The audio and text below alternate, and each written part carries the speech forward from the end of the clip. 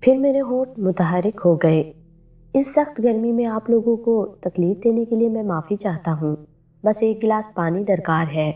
میں آپ کا بے حد شکر گزار ہوں گا۔ مجھے شدید پیاس لگی ہوئی ہے۔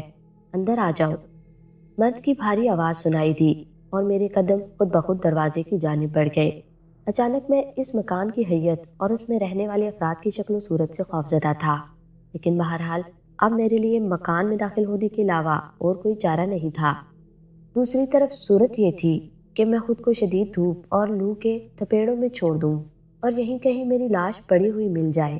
میں ان کے پیچھے پیچھے اندر داخل ہو گیا۔ مرد دوسری سمت چلا گیا تھا۔ عورت نے مجھے اپنے پیچھے آنے کا اشارہ کیا اور میں اندر داخل ہو گیا۔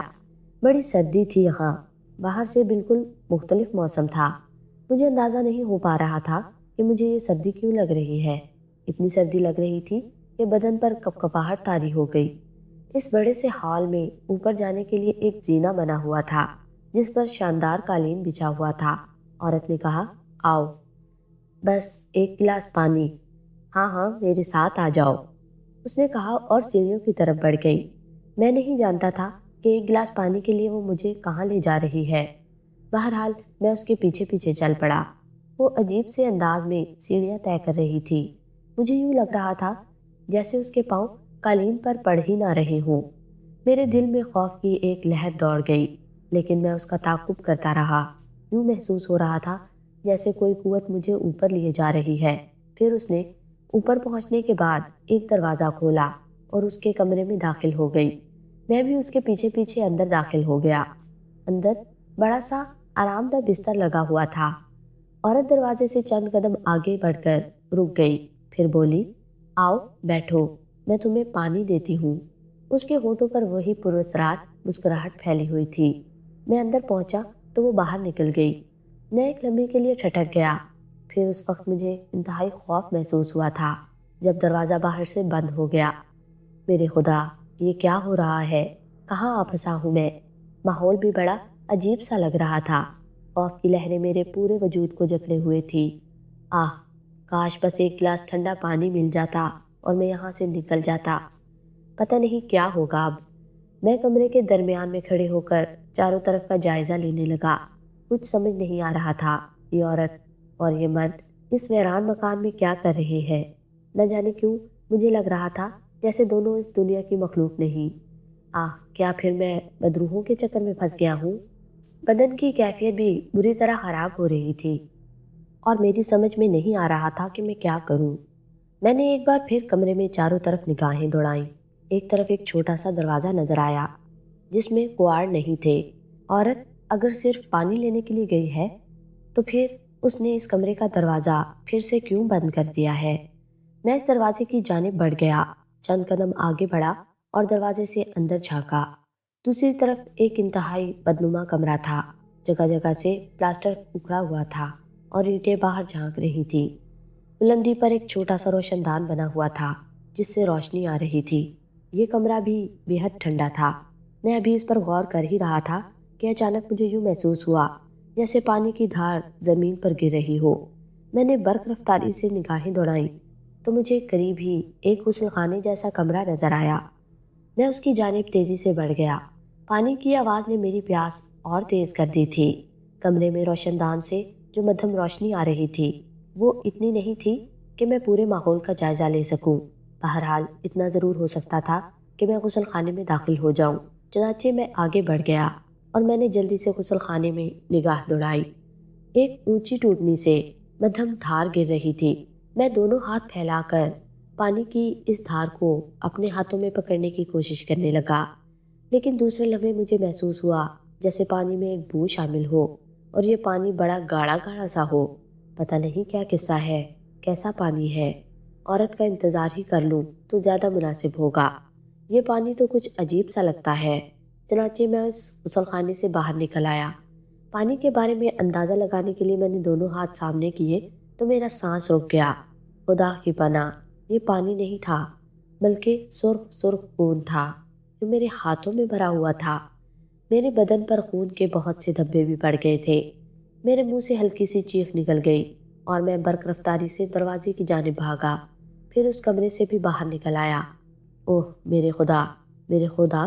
پانی کی ٹوٹی سے رستا ہوا خون، میری دماغی قوتیں سلب ہوتی جا رہی تھی۔ یہ سب کچھ مجھے ایک خواب سا لگ رہا تھا۔ خون کے بڑے بڑے دھبے اوپر سے گرتے ہوئے میرے بدن سے لپٹ گئے تھے۔ میری سمجھ میں نہیں آ رہا تھا کہ میں کیا کروں۔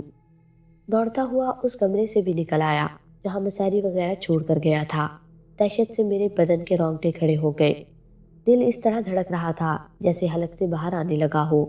بدن پر لگے ہوئے خون کے دھبے میرے بدن کو دہشت سے سرد کیے جا رہے تھے۔ کیا کروں، کیا کروں میں؟ لگتا ہے میں کسی بڑی مصیبت میں پھنس گیا ہوں۔ دروازہ باہر سے بند تھا۔ اب میں دروازے کے قریب کھڑا سوچ رہا تھا کہ میں بہت بڑی آفت کا شکار ہو گیا ہوں۔ اس خون آلود لباس کو لے کر مکان سے باہر بھی نہیں نکل سکتا، اور پھر باہر نکلوں گا بھی کیسے؟ دروازہ تو باہر سے بند ہے۔ دفعتاً مجھے دروازے کے پاس ہلکی سی آہٹ محسوس ہوئی اور میں پھرتی سے پیچھے ہٹ گیا۔ میں دہشت سے آنکھیں پھاڑے دروازے کی طرف دیکھتا رہا۔ پھر میں نے ایسی آواز سنی جیسے دروازے کا ہینڈل گھمایا جا رہا ہو۔ پھر دروازہ بغیر کسی آہٹ کے 2-3 انچ کے قریب کھل گیا تھا۔ میرا دل اچھل کر حلق میں آ گیا۔ میرا پورا بدن پسینے سے تر ہو رہا تھا۔ یہ ہیبت ناک اور بھیانک خاموشی۔ میں یہاں سے نکل نہیں سکوں گا، کبھی نہیں نکل سکوں گا۔ میرے دانت بری طرح بج رہے تھے اور ایک عجیب سی کیفیت میرے رگوں پے میں دوڑ رہی تھی۔ پھر اچانک ہی میرے حلق سے ایک دہشت زدہ چیخ نکل گئی۔ دروازہ ایک دم کھلا اور زور سے بند ہو گیا۔ میں خوفزدہ انداز میں پیچھے ہٹ گیا تھا۔ پھر دیر تک میں اپنے مفلوج بدن کو جنبش دینے کی کوشش کرتا رہا، لیکن بدن بھی اس طرح پتھرا گیا تھا جیسے رگوں میں خون منجمد ہو گیا ہو۔ میری سمجھ میں نہیں آ رہا تھا کہ میں کیا کروں۔ کوئی بھی ترکیب ذہن میں نہیں آ رہی تھی۔ دماغ اور آنکھوں پر بوجھ سا پڑتا جا رہا تھا۔ میں اس عمارت میں موت کا شکار ہو جاؤں گا۔ میں ایک خوفناک عصبی جال میں پھنس چکا ہوں۔ میرا ذہن صرف ایک ہی گردان کر رہا تھا اور پیروں میں جیسے جان ختم ہوتی جا رہی تھی۔ میں دیوار سے لگا کھڑا رہا۔ آہستہ آہستہ میں دیوار کے سہارے زمین پر بیٹھتا چلا گیا۔ اب پیروں میں اتنی سکت نہیں تھی کہ بدن کا بوجھ برداشت کر سکے۔ آنکھیں بری طرح بوجھل تھی، ذہن جیسے بند ہوا جا رہا تھا، زبان پر جیسے چھالے پڑ گئے تھے۔ کافی دیر تک اسی طرح میں بیٹھا رہا، پھر ہمت کر کے آنکھیں کھول دی، لیکن جلدی سے بند کر لی۔ ایک تیز روشنی کا سا احساس ہوا تھا جو سیدھی آنکھوں پر پڑ رہی تھی۔ اچانک ہی مجھے احساس ہوا کہ جس کمرے میں میں بند تھا وہاں کوئی ایسی شے نہیں تھی جو اتنی تیز روشنی کر سکے۔ پھر یہ کیا چیز ہے جس سے اتنی تیز روشنی بلند ہو رہی ہے؟ میں نے دوبارہ ہمت کر کے آنکھیں کھولی، پھر نظریں گھما کر چاروں طرف دیکھا اور بری طرح چونک پڑا۔ یہ وہ جگہ تو نہیں تھی جہاں میں بند تھا۔ یہ تو ایک ہال نما کمرہ تھا جو چاروں طرف سے سپاٹ تھا، اور سب سے حیرت انگیز اور خوفناک چیز جو اس کمرے میں تھی وہ میرے چاروں طرف موجود ہیبت ناک شکلوں والے جسم تھے۔ یہ انسانی جسم، ان میں سے کسی کا سر نہیں تھا اور کسی کے دانت 8-8 انچ تک لٹکے ہوئے تھے۔ کسی کا چہرہ بھیانک انداز میں جلا ہوا تھا، کسی کی ایک آنکھ کی جگہ گڑھا تھا، زبانیں لٹکی ہوئی، کسی کے جبڑے کا گوشت نظر آ رہا تھا، کسی کی آنکھوں کے ڈیلے چہرے پر پڑے ہوئے تھے۔ اس منظر نے تو 14 طبق روشن کر دیے تھے اور میں اپنی جگہ سے اچھل کر کھڑا ہو گیا۔ میں نے گھوم کر پیچھے کی دیوار کی طرف دیکھا۔ وہاں جو کچھ میں نے دیکھا اسے دیکھ کر ہی میرے پیروں تلے زمین نکل گئی۔ قطار میں بیٹھے ہوئے ان لوگوں کے درمیان ایک سنگ مرمر کا تخت بنا ہوا تھا اور اس تخت پر روپ متی بڑے رسان سے بیٹھی ہوئی تھی۔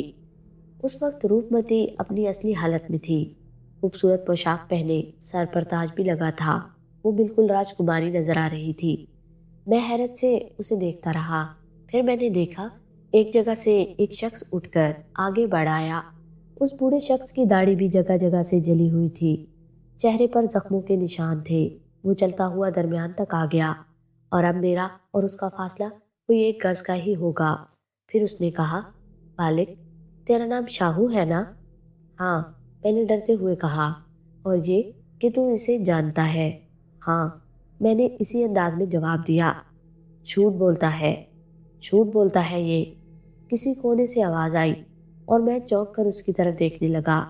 یہ بھی ایک مکروہ شکل کا بونا تھا۔ بوڑھے نے اس کی طرف رخ کر کے کہا، مرلی تم چپ رہو، میں اس سے بات کر رہا ہوں نا۔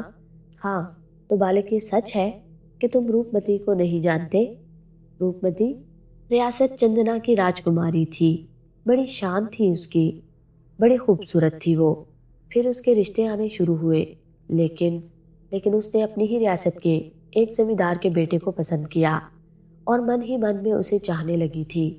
پھر رسم و رواج کے مطابق اس زمیندار نے اپنے بیٹے کا رشتہ بھیجا، لیکن روپمتی کے باپ نے بڑی صفائی سے انکار کر دیا۔ دونوں طرف سے بات کو پی لیا گیا، عام لوگوں تک بات نہیں پہنچنے پائی، یہاں تک کہ روپمتی اور لڑکے جیون کو بھی نہیں پتہ چل سکا۔ پھر ایک دن جیون نے اپنے باپ سے پھر اصرار کیا تو اس کے باپ نے بتایا کہ وہ روپمتی کے لیے جیون کا رشتہ لے کر گیا تھا، لیکن روپمتی کے باپ نے اسے بے عزت کر کے گھر سے نکال دیا۔ یہ بات سن کر جیون غصے سے آگ بگولا ہو گیا۔ اس نے اپنے باپ کی بے عزتی کا بدلہ لینے کی ٹھان لی، اور ایک دن جب روپمتی اس سے ملنے کے لیے آئی تو جیون نے اسے پہاڑی سے نیچے گرا دیا، جس کے نتیجے میں روپمتی مر گئی۔ مر تو گئی تھی وہ، لیکن اس کی آتما بے قرار تھی، اسے دھوکے سے مارا گیا تھا۔ پھر وہ پریت آتما بن گئی، پیر الٹ گئے اس کے، اور اس نے کالی مائی کی پجارن بننے کا عہد کر لیا۔ کالی مائی کے پجاری ایک عرصے تک جادو سیکھتے ہیں، پھر اپنے اپنے دشمن کا خون بھی پیتے ہیں، جس کے نتیجے میں انہیں امر شکتی ملتی ہے۔ روپمتی کی آتما نے بھی عہد کر لیا تھا کہ جیون کے پریوگ کے لیے 5 انسانوں کا خون پیے گی۔ پھر ایک دفعہ جیون کے 2 چھوٹے بھائی ایک میلے میں گئے اور وہاں غائب ہو گئے۔ ایک شخص نے ان دونوں کو اغوا کر لیا اور ایک مسلح کے ہاتھ بیچ دیا۔ اس مسلح کو یہ دونوں بچے بڑے بھاگ گئے۔ اس نے دونوں کو مسلمان نام دیے، ان کی پرورش اپنے مذہب کے مطابق کی۔ ان دونوں بھائیوں میں سے ایک دوسرے دیش چلا گیا، جبکہ دوسرا بھائی اور اس کی بیوی ایک گھٹنا میں مارے گئے۔ ایک بچی تھی اس کی، وہ بھی یتیم خانے میں بھیج دی گئی، اور وہ بچی ہی روپمتی کا پہلا شکار تھی۔ وہ لڑکی سنبل تھی، لیکن روپمتی کی بدقسمتی نے اس کا ساتھ نہیں چھوڑا تھا۔ اسے یہ خون حاصل کرنے کے لیے ایک ایسے شخص کی ضرورت تھی جو اس کے کام آ سکے۔ اس نے کئی لوگوں کو سمپورنی کا لالچ دیا، وہ لوگ چاپ کرنے میں کامیاب نہ ہو سکے، اور روپمتی بدلے کی آگ میں جلتی رہی۔ صاف ظاہر تھا کہ جب کوئی نہ کوئی سمپورنی حاصل کر لیتا تو اس کے بدلے میں وہی کام کرنا پڑتا۔ اس کے لیے روپمتی نے تم سے کہا تھا، لیکن اسے ایک بار پھر دھوکا ہو گیا۔ تم نے بھی سمپورنی کے لیے جاپ کیا اور تم کامیاب ہو گئے، لیکن جب تمہاری باری آئی تو تم نے روپمتی کو دھوکا دیا، تم نے اس کا کام کرنے سے انکار کر دیا۔ ارے تمہارا کیا جاتا اگر تم اس لڑکی کا خون روپمتی کو دے دیتے؟ اس دنیا میں تمہیں ایسی ایسی خوبصورت لڑکیاں ملتی کہ جنہیں دیکھ کر تم حیران رہ جاتے۔ ان 5 لوگوں کا خون اگر تم اسے دے دیتی تو ایسی شکتی ملتی تمہیں کہ جس کا تم ساری عمر تصور بھی نہیں کر سکتے تھے، لیکن تم نے ایسا نہیں کیا۔ تم نے روپمتی کو دھوکا دیا، لیکن ہم تجھے ایک اور موقع دینا چاہتے ہیں۔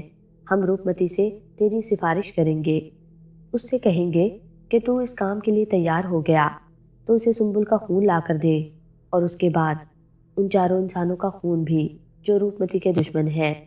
اور سن کہ تیرے جیون میں یہی کایا جال ہے، اگر تو یہاں پہلی بار روپمتی کے ساتھ نہ جاتا تو کایا جال سے بچ سکتا تھا، لیکن اب تیرے لیے کوئی راستہ نہیں ہے، تجھے یہ کام کرنا ہوگا۔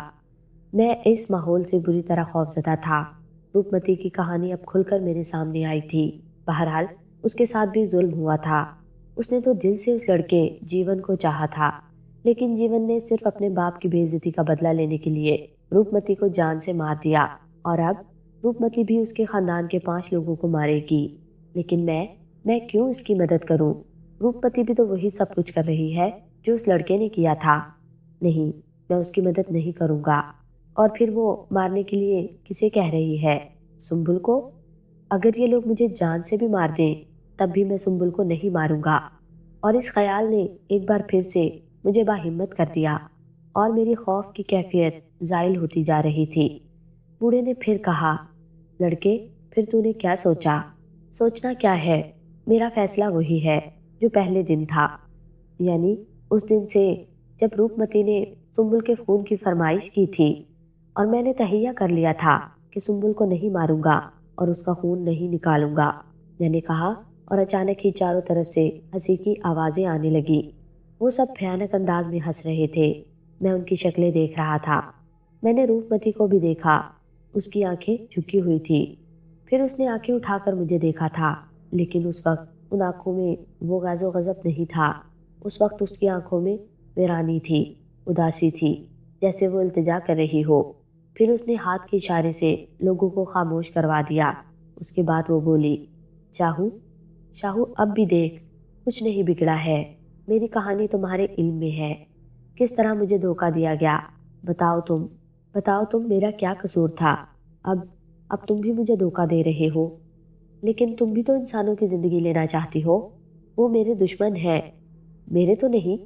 ہاں تیرے ہو بھی کیسے سکتے ہیں؟ تو پریم کرے ہے نا اس سنبل سے؟ لیکن تو سوچ کہ مجھے ایک نیا جیون مل جائے گا، میرے اوپر ظلم کا کچھ تو بدلا ہو۔ ہمارے مذہب میں ان چیزوں کی گنجائش نہیں۔ ہمارے ہاں صرف ایک بار موت آتی ہے اور اس کے بعد سب کو ایک ساتھ زندہ کیا جائے گا۔ اس سے پہلے دوبارہ زندگی کا تصور ہمارے ہاں نہیں ملتا۔ تیرے مذہب میں تو سمپورنی کا حصول بھی جائز نہیں۔ میں اسے اور اس کے ذریعے حاصل کی ہوئی ہر چیز کو چھوڑ چکا ہوں۔ بڑا پاک بنتا ہے تو دیکھ، مان جا، نہیں تو کیا کرو گے تم لوگ؟ مار دو گے نا تو مار دو۔ پھر بوڑھا ایک دم بولا، دیکھ لڑکے، ہم نہیں چاہتے کہ تیری جان کو نقصان پہنچے۔ یہ روپمتی ابھی تک بڑا صبر کیے بیٹھی ہے، اگر چاہے تو مار بھی سکتی ہے تجھے، تو اب مار دے، میں نے کب منع کیا ہے؟ نہیں لڑکے، ایسے نہیں ماروں گی تجھے، ابھی تو میں تجھے تڑپاؤں گی، پہلے تجھے کوڑھی بھی بناؤں گی، پھر تیرے ہمدرد تجھ سے دور ہوتے جائیں گے، پھر تکلیفیں ملیں گی تجھے اور تو موت مانگے گا، اور اس وقت بھی موت نہیں ملے گی تجھے۔ اب ہم تجھے اپنی مرضی سے مار دیں گے، اپنی مرضی سے تیرا ناش کریں گے۔ وہ زور سے ہنسنے لگی اور اس کے ساتھ باقی لوگ بھی زور زور سے ہنسنے لگے۔ پھر میں انہیں دیکھنے لگا تھا۔ اچانک ہی میرا جسم ایٹھنے لگا، پھر ایک عجیب سی تکلیف پورے وجود پر چھانے لگی۔ یوں لگ رہا تھا جیسے اندر سے کوئی چیز مجھے کاٹ رہی ہے، بے چین کر رہی ہے۔ پھر یہ تکلیف اتنی شدید ہو گئی کہ میں زمین پر گر پڑا۔ اس تکلیف سے میری آنکھیں بند ہونے لگیں۔ میں اسی طرح زمین پر پڑا رہا تھا۔ پھر میری تکلیف ذرا کم ہوئی تو میں نے آنکھیں کھول لیں، لیکن منظر پھر تبدیل ہو گیا۔ اب نہ وہ کمرہ تھا، نہ وہ جگہ، نہ ہی وہ لوگ۔ میں ایک کھلے میدان میں پڑا تھا۔ میں نے نگاہیں ادھر ادھر دوڑائیں۔ آس پاس مکانات بنے ہوئے تھے۔ یہ مکان تو جانے پہچانے تھے۔ میں نے غور سے انہیں دیکھا۔ اب میری تکلیف بالکل ختم ہو گئی تھی، لیکن جسم ابھی تک دکھ رہا تھا۔ پھر میں اٹھ کر کھڑا ہو گیا۔ ارے یہ کیا؟ یہ تو قاضی صاحب کا مکان ہے۔ اس کا مطلب ہے، اوہ، ان لوگوں نے ہی مجھے یہاں بھیجا ہے۔ یقیناً یہی ہوا ہے۔ ان لوگوں نے آخری بار مجھے سمجھایا ہے اور اب وہ لوگ مجھے نہیں چھوڑیں گے۔ خیر، مجھے اپنی تو کوئی فکر نہیں تھی، لیکن سنبل کو نقصان نہیں پہنچنا چاہیے۔ سنبل کی جان خطرے میں ہے، مجھے تو وہ مارے گی ہی، لیکن اس نے کہا تھا کہ سنبل اس کا پہلا شکار ہے، وہ اس کا خون ضرور پیے گی۔ نہیں، میں ایسا نہیں کرنے دوں گا۔ اس خیال کے تحت میں جلدی سے گھر میں داخل ہو گیا۔ پھر جس کمرے میں داخل ہوا، وہاں قاضی صاحب اور مہر النساء بیگم بیٹھے ہوئے تھے۔ انہوں نے مجھے دیکھا اور چونک پڑے۔ پھر قاضی صاحب نے کہا، کہاں چلے گئے تھے شاہو؟ یہاں ہم لوگ اتنے پریشان تھے۔ سنبل کہاں ہے؟ وہ اپنے کمرے میں ہے اور خیریت سے ہے۔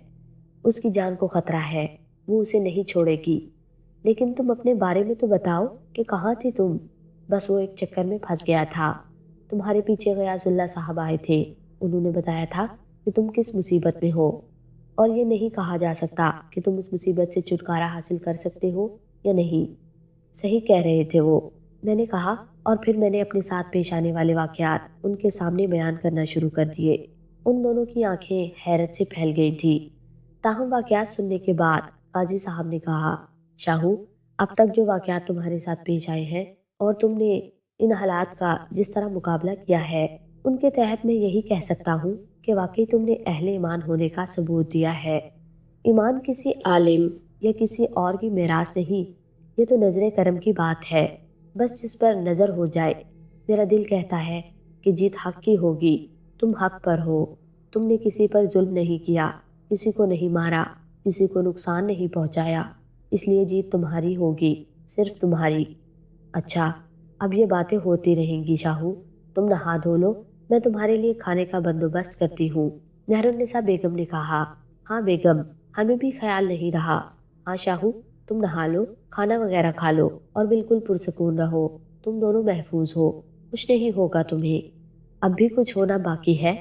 نہیں بیٹے، اب تو تمہارا وقت ہے، یوں سمجھو کہ اب تو تکلیفیں ختم ہونے والی ہیں، اس منحوس بدروح کا انجام ہونے والا ہے، صبر کرو، ہمت کرو، اللہ ہمارے ساتھ ہے۔ قاضی صاحب کی باتوں سے دل کو بڑا سکون ملا تھا۔ یہ حقیقت بھی تھی کہ روپمتی اتنا کچھ ہوتے ہوئے بھی کچھ نہیں تھی، وہ مجھے نقصان نہیں پہنچا سکتی تھی، نہ ہی اس نے سنبل کو ابھی تک کوئی نقصان پہنچایا تھا۔ اس کا مطلب ہے کہ اپنے مقصد میں کامیابی کے لیے اسے میری ضرورت تھی اور میں نے اس کے کام سے انکار کر دیا ہے، لیکن اب کیا ہوگا؟ بہرحال خود کو سنبھالنا تھا، دل کو سنبھالنا ضروری ہے۔ چنانچہ میں باتھ روم میں گھس گیا، بے اختیاری میں واش بیسن کا نل کھولا، لیکن پھر اچھل کر ایک طرف ہو گیا۔ اچانک ہی مجھے خون کی وہ دھار یاد آ گئی، وہ لال خون جس کے دھبے اب بھی میری قمیص کی آستینوں پر موجود تھے۔ کافی دیر تک پانی کی اس دھار کو میں دیکھتا رہا، پھر مجھے اطمینان ہو گیا کہ یہ پانی ہی ہے۔ میں نے ہاتھ منہ دھویا، باہر آ کر کپڑے لیے، پھر میں نہانے لگا۔ عجیب سی وحشت ہو رہی تھی، لیکن نہانے سے میں کافی فرحت محسوس کر رہا تھا۔ پھر میں نے دوسرے کپڑے پہنے اور ان کپڑوں کو ساتھ لے کر میں باہر لے آیا۔ پھر میں نے وہ کپڑے باہر پھینک دیے اور اندر آ گیا۔ اندر مہرالنساء بیگم اور قاضی صاحب میرے منتظر تھے۔ شاہو بیٹا، کھانا تیار ہے، چلو۔ جی قاضی صاحب، میں نے کہا، پھر ان کے ساتھ والی کرسی پر بیٹھ گیا۔ پھر میں نے کھانا شروع کیا اور اس طرح کھایا جیسے برسوں سے نہ کھایا ہو۔ پھر اچانک ہی قاضی صاحب اور مہرالنساء بیگم کا خیال آیا اور میں نے کہا، معاف کیجیے گا صاحب، خیال ہی نہیں رہا، آپ لوگ بھی کھائیے نا۔ ارے نہیں نہیں بیٹا، ہم لوگ کھانا کھا چکے ہیں، تم کھانا کھاؤ۔ اور میں پھر کھانے میں مصروف ہو گیا۔ کھانے کے بعد سیر ہو کر پانی پیا۔ نہ جانے یہ سب مجھ سے کیوں ہو رہا تھا، اتنی جلدی تھی مجھے کھانے پینے کی جیسے برسوں کا بھوکا پیاسا ہوں۔ بہرحال ہم لوگ دوسرے کمرے میں آ گئے۔ مہرالنساء بیگم نے فوراً ہی چائے لا کر ہمارے سامنے رکھ دی۔ پھر انہوں نے کیتلی میں سے 3 کپ چائے انڈیلی، ایک مجھے دیا، دوسرا قاضی صاحب کو اور تیسرا خود لے کر بیٹھ گئی۔ چائے پینے کے دوران میں نے کہا، قاضی صاحب، سنبل کو دیکھا ہے آپ لوگوں نے؟ ہاں ہاں، ہم اس کمرے کا روشن دان سے جائزہ لیتے رہے ہیں۔ مہرالنساء بیگم بھی وہیں سے اسے پھل وغیرہ اندر ڈال دیتی ہے، لیکن انہوں نے یا میں نے اس کمرے میں جانے کی کوشش نہیں کی۔ ریاض اللہ صاحب نے بھی منع کیا ہے کہ اس کمرے میں جانے کی کوشش نہ کی جائے، ورنہ بچی کو نقصان پہنچ سکتا ہے۔ قاضی صاحب، میں سنبل کو دیکھنا چاہتا ہوں۔ نہیں بیٹا، ابھی نہیں، ریاض اللہ صاحب منع کر کے گئے ہیں، لیکن یہ یقین ہے مجھے کہ روپمتی سنبل کو نقصان نہیں پہنچائے گی۔ اگر وہ اسے مار سکتی تو خود نہ مار دیتی۔ تم سوچ لو بیٹا، ہم لوگ تو ہر احتیاط برت رہے ہیں۔ نہیں، میں ایک بار اسے ضرور دیکھوں گا، میں نے کہا اور چائے کا کپ ایک طرف رکھ کر اٹھ کھڑا ہوا۔ پھر میں اس کمرے کی جانب چل پڑا جہاں سنبل قید تھی۔ میں نے دیکھا کہ دروازہ بند ہے اور کنڈی پر تالا لگا ہوا ہے۔ میں نے قاضی صاحب سے چابی طلب کی، انہوں نے جیب سے چابی نکال کر میرے حوالے کر دی۔ میں نے تالا کھولا اور پھر دروازہ بھی کھول دیا۔ کمرے میں گندگی پھیلی ہوئی تھی، آدھے کھائے ہوئے پھل چاروں طرف بکھرے ہوئے تھے، بستر کی چادر نیچے پڑی ہوئی تھی، سامان الٹا پڑا تھا، بڑی ابتر حالت تھی کمرے کی۔ اور سنبل بستر پر بیٹھی ہوئی تھی، اس کی پیٹھ ہماری طرف تھی۔ کیا تھا یہ سب؟ مجھ سے برداشت نہیں ہوا۔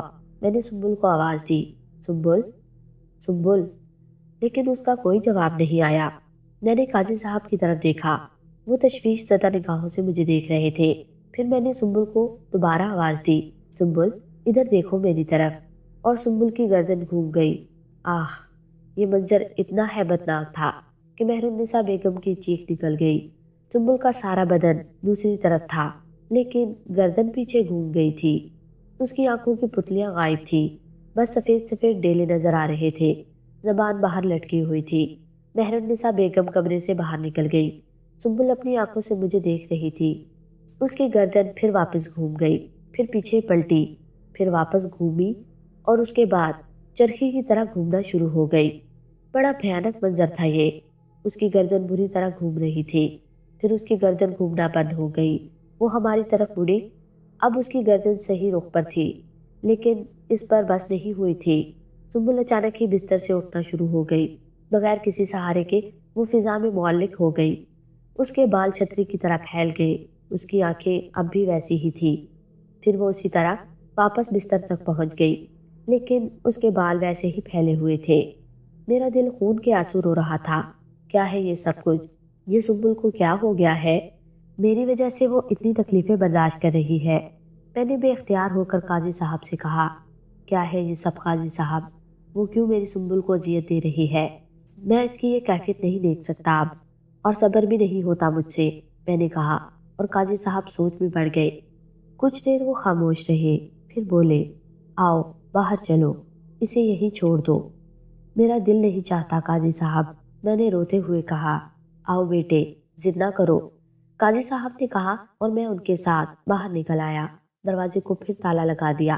میرے مسلسل آنسو بہہ رہے تھے۔ سنبل کی یہ حالت میرے لیے ناقابل برداشت تھی۔ کیا کروں میں اس کے لیے؟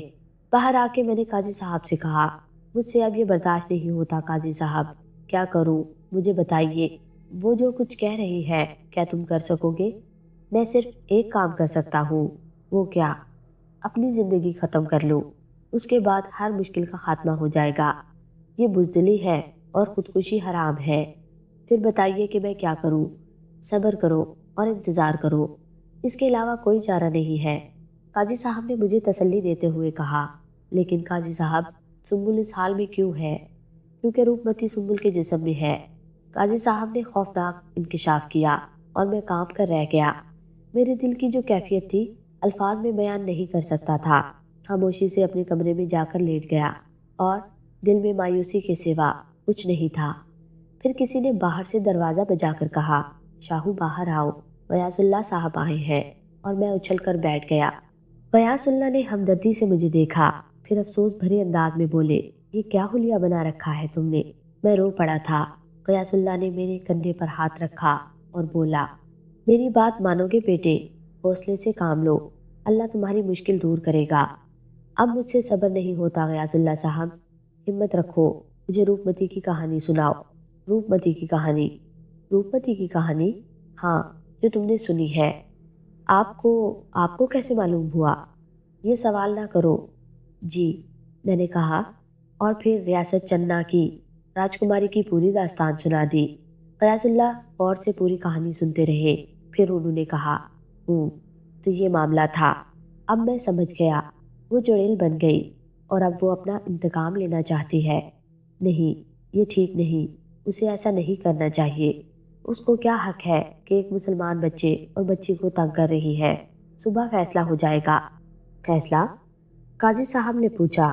ہاں، کیا سمجھتی ہے وہ خود کو؟ میں نے اسے بہت وقت دے دیا ہے، لیکن اب اٹھو قاضی، انتظام کرو۔ اب پانی سر سے اونچا ہو چکا ہے، آؤ میرے ساتھ۔ وہ دونوں وہاں سے باہر نکل گئے۔ میں خاموشی سے اپنی جگہ بیٹھا رہا۔ قاضی صاحب کے گھر کے پچھلے حصے میں ایک بہت بڑا کمرہ تھا، شاید وہ دونوں اسی طرف گئے ہوئے تھے۔ کچھ دیر کے بعد مہرالنساء بیگم میرے کمرے میں آئیں اور بولی، قاضی صاحب تمہیں ہال کمرے میں بلا رہے ہیں۔ جی چچی جان، میں نے کہا اور اٹھ کھڑا ہوا۔ باہر نکل کر مہرالنساء بیگم نے کہا، ٹھہرو، ذرا باہر کا دروازہ اندر سے بند کر لو۔ آپ کہیں جا رہی ہیں؟ ہاں، انہوں نے کہا، میں پڑوس میں کسی کے گھر چلی جاؤں گی، اور جب تک کوئی نہ بلائے واپس نہ آؤں گی۔ کیوں؟ تجھے نہیں معلوم ہے؟ چچی جان نے کہا۔ بہرحال میں نے دروازہ بند کر دیا اور پھر بڑے کمرے میں پہنچ گیا۔ دروازہ کھلا ہوا تھا۔ ایک طرف غیاث اللہ صاحب پالتھی مار کر بیٹھے ہوئے تھے، کچھ پڑھ رہے تھے، اور دوسرے گوشے میں قاضی صاحب دوزانو ہو کر بیٹھے تھے۔ غیاث اللہ صاحب نے مجھے اشارہ کیا اور میں ان کے قریب پہنچ گیا۔ یہ تعویذ جیب میں رکھ لو۔ انہوں نے مجھے ایک تعویذ دیا اور پھر میں نے تعویذ ادب سے لے کر اپنے سینے کے قریب رکھ لیا۔ اب وہاں جا کر قاضی صاحب کے پاس بیٹھ جاؤ اور سنو، کیسی بھی صورتحال ہو خوف زدہ نہ ہونا۔ جی غیاث اللہ صاحب۔ میں نے کہا اور ان کی ہدایت پر عمل کرنے کے لیے آگے بڑھ گیا۔ پھر میں نے کہا دروازہ بند کر دوں ریاض اللہ صاحب؟ نہیں، اس کے پٹ کھول دو، ریاض اللہ صاحب بولے، اور میں نے حیرانی سے ان کی بات پر عمل کیا۔ نہ جانے کون آنے والا تھا۔ پھر میں قاضی صاحب کے پاس جا بیٹھا۔ ریاض اللہ صاحب کچھ پڑھنے میں مصروف ہو گئے۔ خاصی دیر ہو گئی تھی۔ میں خاموش بیٹھ گیا تھا۔ اچانک دروازے پر ایک سایہ سا نظر آیا اور میں نے چونک کر اسے دیکھا۔ پھر میری ساری جان سمٹ کر آنکھوں میں آ گئی۔ آنے والی سنبل تھی، بالکل بے جان اور ہلدی کی طرح زرد۔ وہ اندر داخل ہو کر ریاض اللہ صاحب سے کوئی 4 فٹ کے فاصلے پر کھڑی ہو گئی۔ میں نے خود کو مشکل سے قابو میں رکھا تھا۔ سنبل کو دیکھ کر مجھے بے حد دکھ ہو رہا تھا۔ پھر اچانک میں نے سنبل کے چہرے کے نقش دیکھے اور میرا خون خشک ہو گیا۔ اس کی آنکھیں خون کی طرح سرخ ہو رہی تھی، ہونٹ مڑ گئے تھے اور دانت باہر نکل آئے تھے۔ غیاث اللہ نے اسے دیکھا، پھر نرم لہجے میں بولے، تمہاری کہانی مجھے معلوم ہو چکی ہے روپمتی، اور مجھے تم سے ہمدردی ہے، لیکن میں چاہتا ہوں کہ شاہو اور سنبل کو پریشان نہ کرو۔ ان بچوں کا تو کوئی قصور نہیں ہے نا، تو کون ہوتا ہے ہمارے بیچ میں آنے والا؟ سنبل کے منہ سے ایک آواز نکلی، لیکن میں حیرت سے آنکھیں پھاڑ کر رہ گیا، کیونکہ یہ روپمتی کی آواز تھی۔ میں ایک مسلمان ہوں، اتنا کہنا ہی کافی ہے۔ میری بات مان لو روپمتی، آبادیوں کو چھوڑ کر ویرانوں میں چلی جاؤ۔ آج کے بعد تم کسی آبادی میں نہیں آؤ گی، اور آج تو میرے ہاتھ سے نہیں بچے گا۔ سنبل روپمتی کی آواز میں بولی، تو پھر ٹھیک ہے، وار کرو، ریاض اللہ صاحب نے کہا۔ سنبل نے منہ کھولا اور میں نے دہشت بھری نظروں سے اسے دیکھا۔ اس کے منہ سے بے شمار لمبی لمبی سیاہ زبانیں نکل رہی تھی اور غیاث اللہ صاحب کی طرف بڑھی۔ غیاث اللہ نے برابر رکھے ہوئے پانی کے پیالے میں انگلیاں ڈبوئیں اور پانی کی چیٹیں اس کی زبانوں پر مار دیں۔ زبانوں میں آگ لگ گئی اور وہ خاکستر ہو گئی۔ تب روپمتی ڈھاڑی، آؤ آؤ میرے ویرو، آؤ ختم کر دو انہیں، مار دو ان تینوں کو۔ ایک روشنی چمکی اور میں نے دیکھا کہ کالے بدن والے ننگ دھڑنگ بونے پورے کمرے میں پھیل گئے۔ ان کے منہ سے خون ٹپک رہا تھا۔ پھر وہ ہم سب کی طرف بڑھنے لگے۔ ان سے میرا دم نکل رہا تھا، لیکن غیاث اللہ صاحب کی ہدایت مجھے یاد تھی۔ میں نے خوف سے آنکھیں بند کر لی اور انتظار کرنے لگا۔ پھر بہت سی چیخیں سنائی دی اور میری آنکھیں خود بخود کھل گئیں۔ میں نے ایک ایسا منظر دیکھا، سارے بونوں کی گردنیں غائب ہو گئیں اور وہ ایک دوسرے کو مار رہے تھے۔ پھر میں نے انہیں دروازے کی طرف بھاگتے ہوئے دیکھا، وہ سب باہر نکل گئے تھے۔ ہاں روپمتی، اور کچھ؟ دیکھ، تو چلا جا یہاں سے، ورنہ یہ شہر میں ویران کر دوں گی۔ آخری موقع دے رہا ہوں روپمتی، اس کے بعد تیرے لیے کوئی راستہ نہیں ہوگا۔ تو میرا کچھ نہیں بگاڑ سکتا پاپی، اس نے کہا۔ ریاض اللہ صاحب نے اچانک پانی کا پیالہ اٹھا کر سنبل پر اچھال دیا۔ وہ ایک لمحے کے لیے تو حیران کھڑی رہی، پھر اچانک اس کے بدن سے شعلے نکلنے لگے۔ وہ اس آگ کو اپنے بدن سے نوچنے کی کوشش کر رہی تھی۔ اب اس کی دل سوز چیخیں ابھر رہی تھی، آگ آگ، ہائے آگ، مر گئی۔ وہ بری طرح چلا رہی تھی۔ میں نے دیکھا کہ سنبل کے پاؤں مڑے ہوئے تھے، اس کے پنجے پیچھے کی طرف تھے اور اس کا پورا وجود سلگ رہا تھا۔ آگ اس کے خون کو جلا رہی تھی اور زمین پر قطرے ٹپک رہے تھے۔ پھر وہ زمین پر بیٹھتی چلی گئی۔ فضا میں گوشت جلنے کی چراند اٹھ رہی تھی اور میرا کلیجہ خون ہو رہا تھا۔ پھر اس کی چیخیں کراہوں میں بدل گئی۔ اس کے بعد وہ اوندھے منہ وہیں پر لیٹ گئی۔ غیاث اللہ اٹھے اور انہوں نے سنبل کو سیدھا کیا، پھر بولے، تم دونوں اٹھو اور سنبل کو لے کر کمرے میں چلو۔ میں نے روپمتی کو خاکستر کر دیا ہے، اب سنبل ٹھیک ہے۔ ریاض اللہ کا کہنا ٹھیک نکلا۔ کوئی 2 گھنٹے کے بعد سنبل کو ہوش آ گیا، وہ بالکل ٹھیک تھی۔ ریاض اللہ اپنا کام پورا کر کے چلے گئے۔ قاضی صاحب، مہر النساء بیگم اور سنبل بہت خوش تھے۔ اللہ نے آج ہماری مشکل حل کر دی تھی۔ اب میں قاضی صاحب کے ساتھ رہتا ہوں، وہ دونوں میرے ماں باپ کی طرح ہے۔ میں نے ایک ٹیکسی خرید لی ہے، ٹیکسی چلاتا ہوں اور اللہ کا شکر ہے کہ گزارا ہو جاتا ہے۔ کسی فقیر کو دیکھتا ہوں تو ضرور کچھ نہ کچھ دیتا ہوں، کیونکہ وہی میری اصل ہے۔ میرا ایمان ہے کہ عزت کی روزی اس کائنات میں سب سے قیمتی ہے۔ گندے علوم کا سہارا لے کر محل تیار کر لیے جائیں، لیکن وہ سکون نہیں ملتا جو خون پسینہ بہا کر کھانے میں ہے، وہ کسی اور طرح کے رزق میں نہیں ہے۔ دوسری بات یہ ہے کہ انسان کو اپنی اصل کبھی نہیں بھولنی چاہیے۔ میری اور سنبل کی طرف سے آپ کو سلام۔ جی آڈینس، آج کا ناول یہیں پہ اختتام ہوا۔ امید کرتی ہوں کہ آپ اس ناول سے ضرور محظوظ ہوئے ہوں گے۔ ملتے ہیں جلد ہی کچھ نئی کہانیوں کے ساتھ۔ ابھی کے لیے مینا کو دیجیے اجازت۔ اللہ حافظ۔